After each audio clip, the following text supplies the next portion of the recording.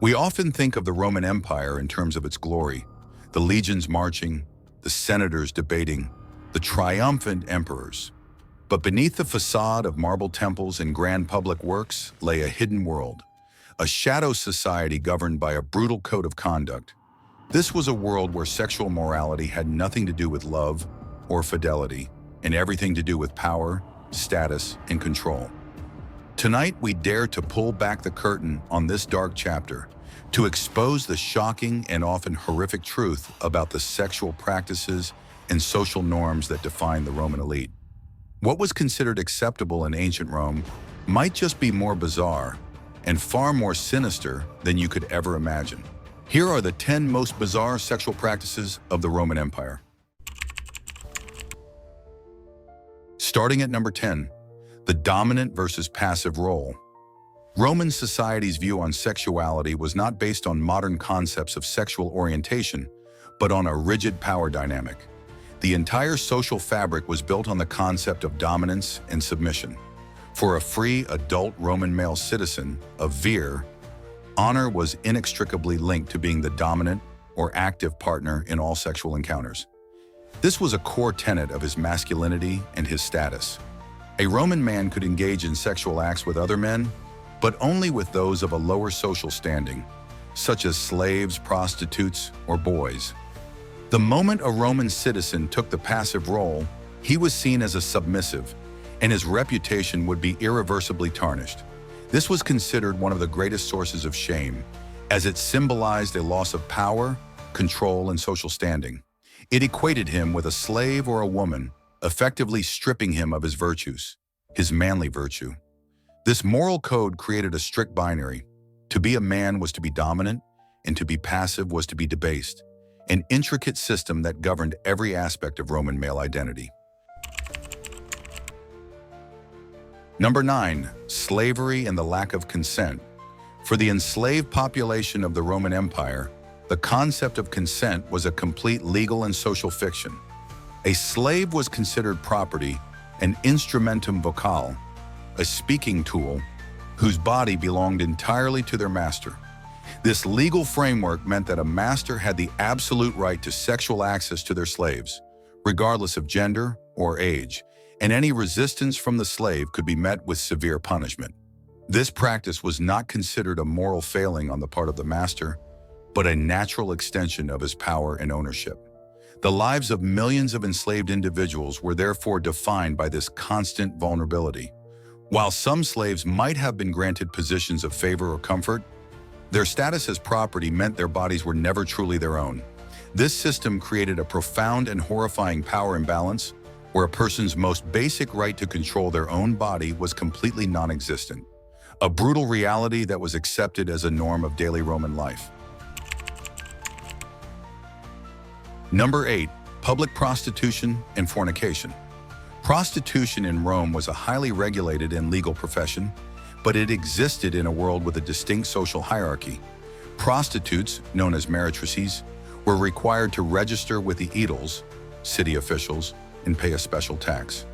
This regulation placed them at the very bottom of the social ladder, and engaging with them was considered socially acceptable for a Roman man, as long as he maintained his active, dominant role.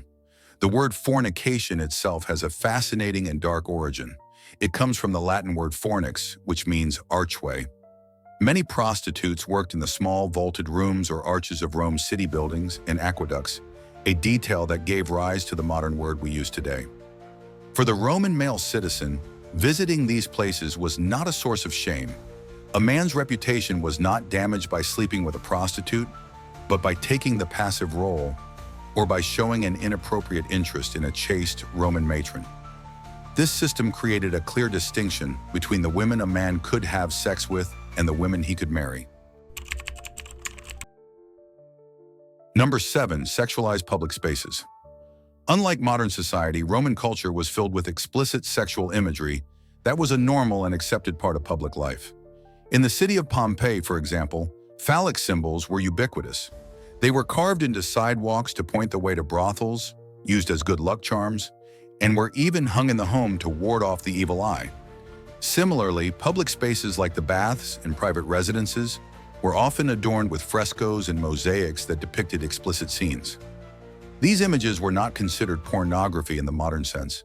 Instead, they were a reflection of a society that was less inhibited about the human body and sexual acts. The public display of sexuality was a testament to a culture that saw sex not as a private or shameful act, but as a normal, if sometimes humorous, part of life.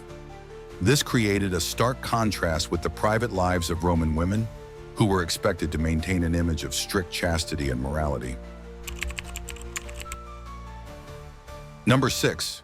Male concubinage as a status symbol. Male concubinage was a widely accepted practice for wealthy and powerful Roman men. These concubines, often young enslaved boys, were not simply sexual partners. They were an object of desire and a blatant display of a man's wealth and status. A Roman man could have a wife for procreation and managing the household, but a male concubine served a different purpose. His presence in the household was a signal to other men that the master had enough wealth and power to acquire a beautiful possession. The concubine's status as a slave meant there was no social shame for the master, as he was simply asserting his power. These relationships were fundamentally unequal, with the concubine having no legal rights and being subject to the master's whims. The practice was a visible expression of Roman manhood, where a man's power was measured not just by his wealth, but by his total dominance over those in his household. Number 5. Adultery as a legal crime for women. While a Roman man had broad sexual freedoms, a woman's chastity was the bedrock of her family's honor. Adultery, known as adulterium, was a very serious legal crime, but only if the woman was married. The Lex Julia de Adulteriis Corsendus, a law passed by Emperor Augustus, made adultery a public offense punishable by severe penalties. A woman found guilty could be exiled to an island and a portion of her property confiscated. In some cases, her husband even had the right to kill her and her lover. A man, however, was legally exempt from this law. He could have sex with slaves, prostitutes, and concubines without any legal consequence. The only time a man's sexual behavior was regulated was if he had sex with another man's wife or with a chaste Roman matron. This extreme legal double standard shows that for the Romans, adultery was not a moral issue of fidelity, but a property crime against the husband's honor and the legitimacy of his family line. Number 4. The convivia and sexual entertainment. Roman banquets, or convivia, were a key social event for the elite, but they often devolved into scenes of lavish excess that went far beyond mere dining. These gatherings were frequently the setting for sexual entertainment and indulgence. A host would hire performers, dancers, and even acrobats to entertain his guests, and these performances often had a sexual or explicit nature. As the wine flowed freely and social inhibitions faded, these parties could easily escalate into orgies. Historians like Tacitus and Suetonius provide numerous accounts of emperors and aristocrats engaging in such behavior, turning their banquets into a theater of personal indulgence. These private gatherings were a stark contrast to the public image of conservative Roman values. The convivium became a sanctioned space where the most powerful men in Rome could engage in private excess without the fear of social retribution, creating a fascinating and dark divide between their public duties and their private pleasures. Number 3. Same-sex marriage under emperors. While same-sex relationships were common in Rome, same-sex marriage was not. For two free adult Roman men to marry was an act that was deeply unsettling to Roman sensibilities and was often viewed as a perversion of a sacred institution. This is why the few recorded instances of it stand out so dramatically in historical accounts. The most famous case is that of Emperor Nero, who is said to have married two different men, Sporus and Pythagoras, at different times. These ceremonies were often held in the public eye, with the emperor taking on the role of the bride, a defiant and shocking act that his political enemies would later use to portray him as a deranged tyrant. This practice of same-sex marriage was not an accepted social norm, but rather a rare and outrageous display of a powerful emperor's desire to defy all social conventions. It highlights the tension between the absolute power of the emperor and the conservative moral traditions of the Roman elite. Number 2, contraception and abortion. Roman society had a practical and often brutal approach to family planning, with a range of methods for contraception and abortion. The Romans did not possess the advanced medical knowledge we have today, so their methods were often dangerous and unreliable. Women would use various herbal concoctions, such as silphium, which was so highly valued as a contraceptive that it was harvested to extinction. They also used amulets and other superstitious remedies. Abortion was also practiced, and the Roman legal system had a different view of the fetus than we do today. It was not considered a person until it was born. Therefore, abortion was largely a personal or family matter. However, a husband could bring a charge against his wife if she had an abortion without his permission, as it was seen as destroying his future heir. This shows that while Roman society accepted contraception and abortion, it was still a practice dictated by the power of the patriarch and the legal rights of the family.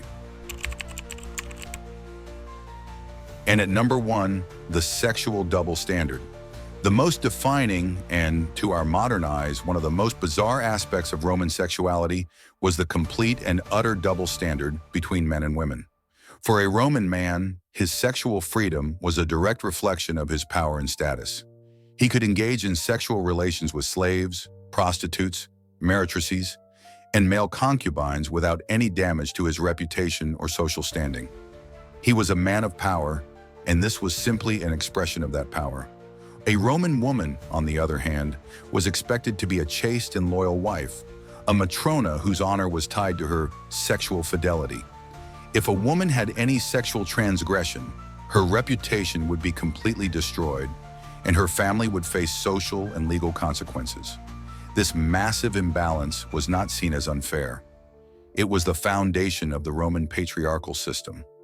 A man's virility was an expression of his dominance, while a woman's chastity was an expression of her husband's honor.